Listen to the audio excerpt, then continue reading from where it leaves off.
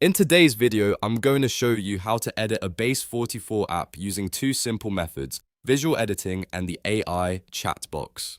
This is a fast and beginner-friendly way to update your app's layout, design, and content without getting lost in complicated menus. If you're building or customizing an app in Base44, this can save you a ton of time and make the whole process much easier. And if you find this tutorial helpful, go ahead and hit that like button and subscribe for more easy software guides just like this.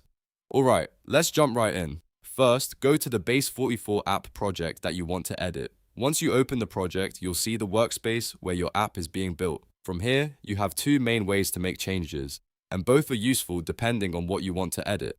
The first way is to click the edit button. This turns on visual editing mode, which lets you directly change parts of the app layout. In this mode, you can click on different elements and adjust the design more manually. This is especially helpful if you want to move sections around, change how something looks, or fine-tune the structure of your app. If you're the type of person who likes to see changes happen visually, this method is a great choice. You can work through the layout step by step and make the app look exactly how you want it. The second way is to use the AI chat box on the left side of the screen.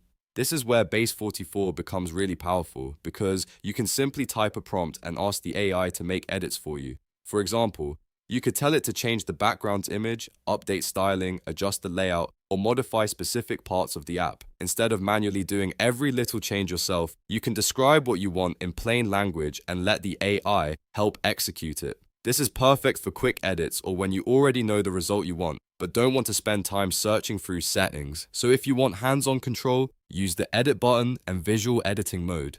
If you want faster changes using prompts, use the AI hat box on the left. In many cases, the best workflow is to combine both methods, starting with AI for quick adjustments and then using visual editing to refine the details. And that's the simple way to edit a Base44 app. If this video helped you, make sure to like the video, subscribe to the channel, and turn on notifications so you don't miss the next tutorial. Thanks for watching, and I'll see you in the next one.